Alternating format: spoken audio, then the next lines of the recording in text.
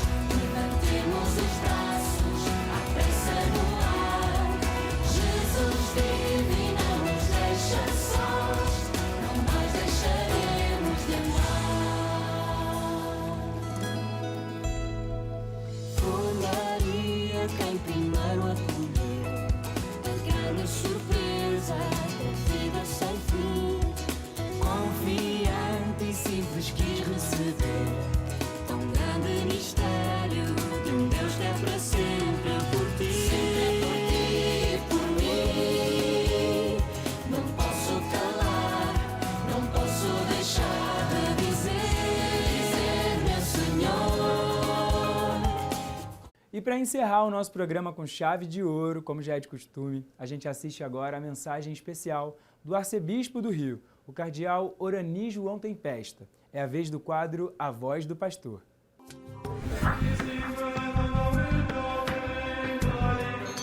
Caríssimos amigos e irmãos, que a paz do Senhor esteja com todos vocês. Iniciamos o novo mês, o mês de agosto, o mês vocacional. Mas iniciamos também com uma bela manifestação da juventude.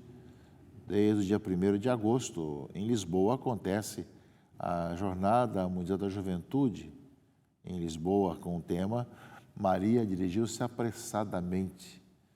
Um momento sempre muito importante, essas Jornadas Mundiais da Juventude, em caráter internacional, que acontecem, que nós aqui no Rio de Janeiro celebramos 10 anos, que aconteceu aqui, a jornada. Tivemos aí no mês passado, no final do mês passado, uma celebração toda especial, recordando o 10º aniversário dessa belíssima experiência que aqui tivemos.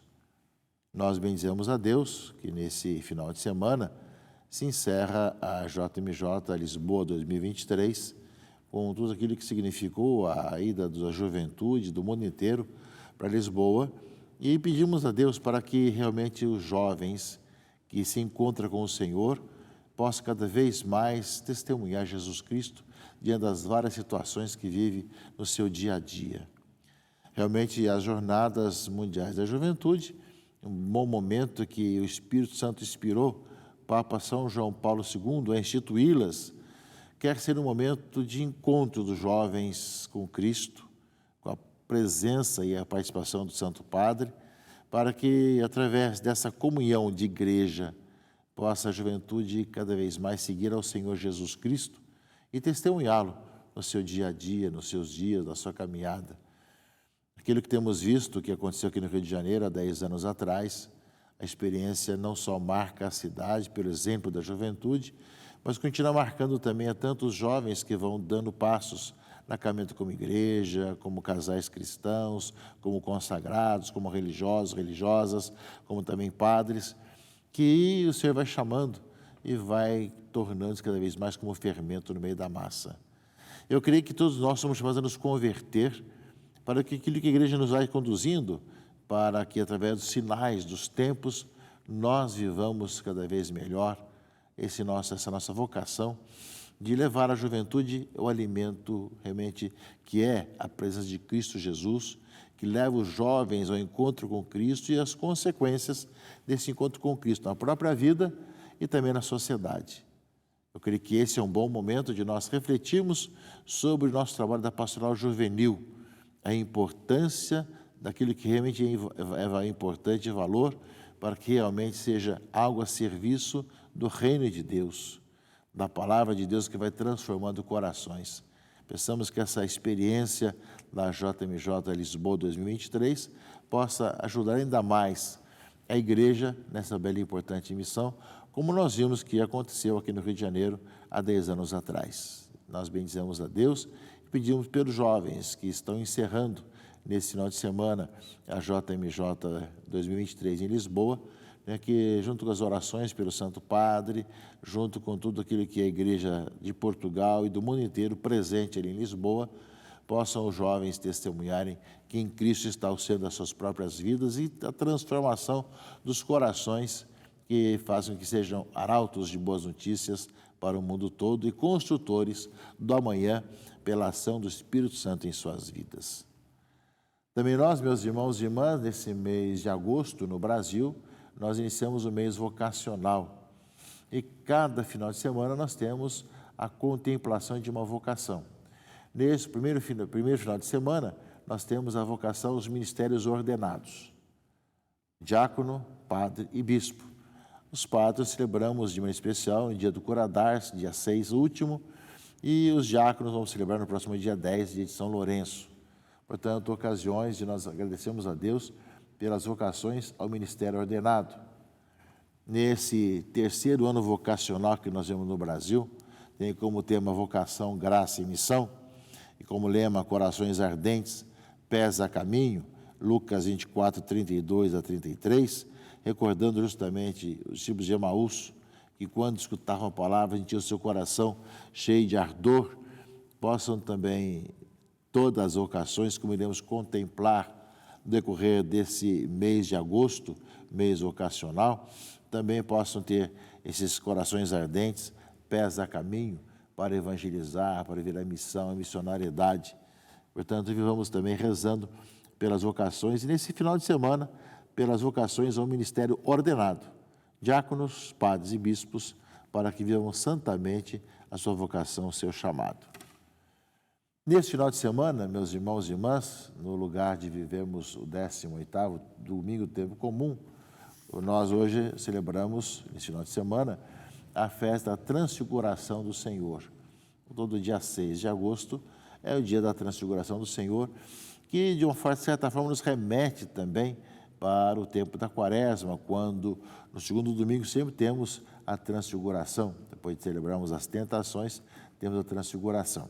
Mas com o sentido justamente da igreja que vai contemplando o seu Senhor, que caminha na história e que vai realmente tendo essa experiência de estar com o Senhor Jesus Cristo. Peçamos a Deus que nessa nossa caminhada anual na liturgia da igreja, a festa da Transfiguração do Senhor, celebramos esse final de semana, nos ajude ainda muito mais a encontrarmos com o Senhor, com toda a trindade em nossa própria vida, e possamos, ao encontrar com o Cristo ressuscitado, também sermos testemunhas dele e podemos então anunciá-lo aos irmãos e irmãs.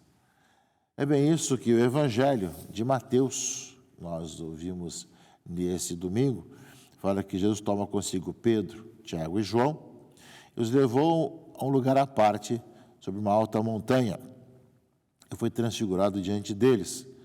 O seu rosto brilhou como o sol, e as suas roupas ficaram brancas como a luz. Nisto apareceram Moisés e Elias conversando com Jesus. A lei, Moisés e os profetas, Elias, bem simbolizados, mostrando que todo o Antigo Testamento, a lei e os profetas, em Jesus Cristo, sabe que em Cristo se cumpre o novo Moisés, o grande profeta, porque é o próprio Deus conosco, Deus que morar no meio de nós, e o Messias prometido e anunciado, né? E é muito bom estar com eles. Aqui então fala que quando Pedro, Tiago e João se encontraram nesse momento, Pedro logo falou: é bom estarmos aqui, é bom estarmos com o Senhor, estar com a vida em Cristo Jesus transfigurado. Se queres fazer aqui 3 tendas, uma para ti, outra para Moisés, outra para Elias. Veio a nuvem luminosa, cobriu com a sua sombra, e da voz saiu a revelação, a voz: este é o meu filho amado, no qual pus todo o meu agrado, escutai-o. Sabemos que isso acontece antes da cruz, antes do Calvário. Monte Tabor vem confirmar que Jesus é o Messias, né? E, portanto, quando o virem lá no Calvário, morrendo na cruz, não pode esquecer que Ele é o Deus conosco, que entregou a vida por todos nós, né? E quando ouviram isso, lá no Monte Tabor, como é chamado, os discípulos ficaram muito assustados e caíram com o rosto por terra. Jesus se aproximou deles, tocou e disse: levantai-vos e não tenhais medo. Os discípulos ergueram os olhos e não viram mais ninguém, a não ser somente Jesus.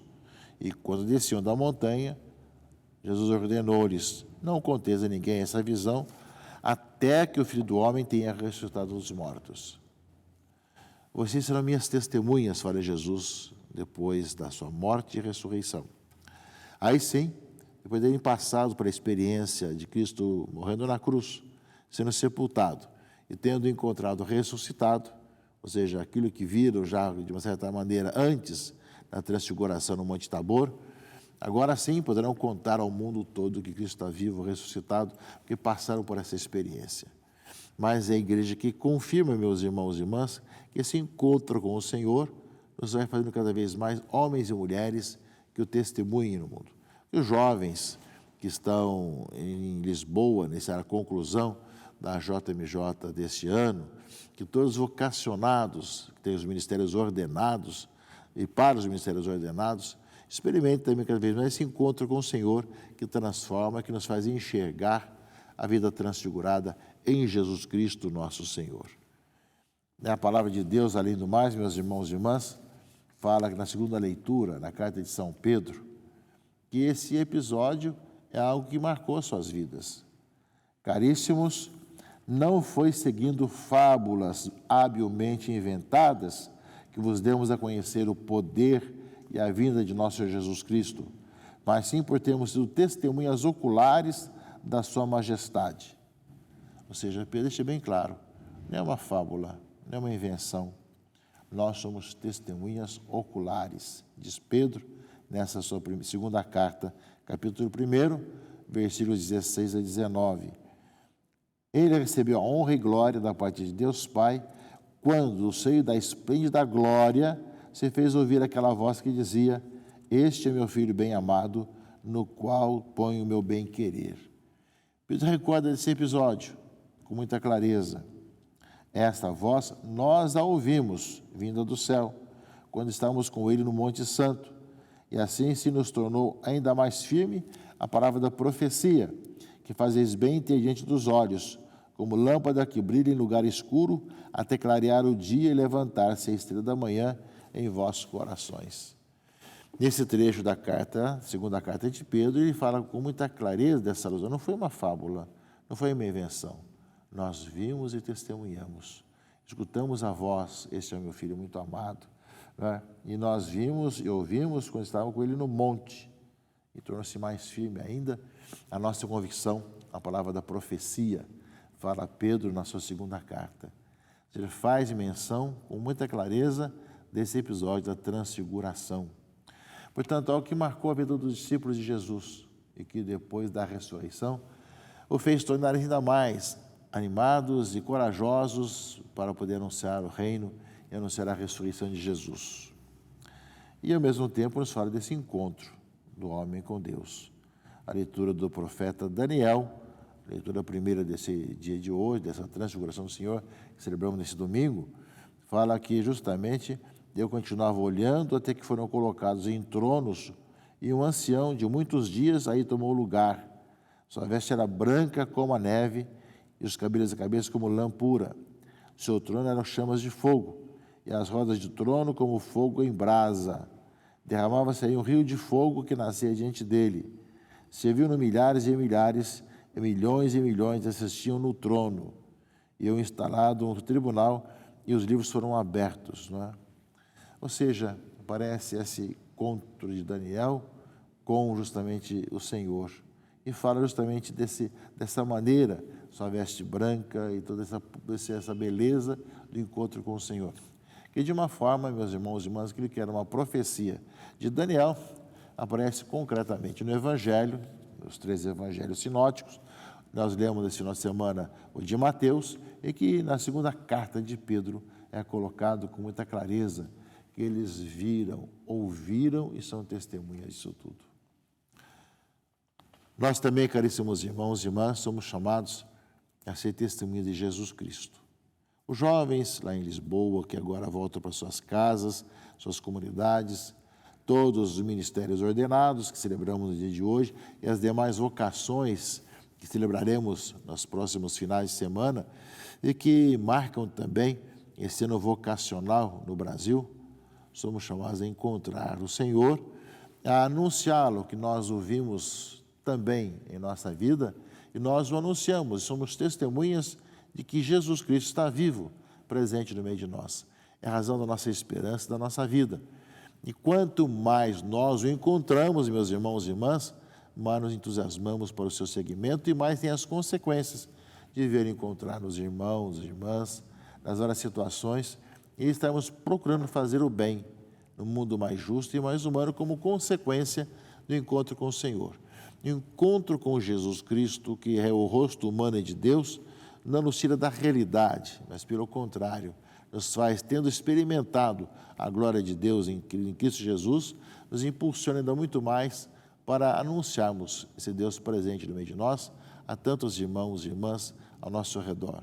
É a nossa missão, é a nossa vida enquanto cristãos e em cada vocação também.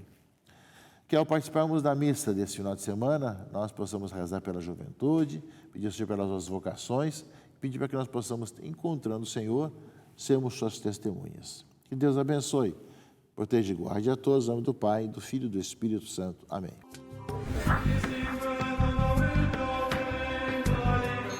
Obrigado pelas palavras mais uma vez, Dom Orani, e obrigado também a todos vocês que nos acompanharam até aqui.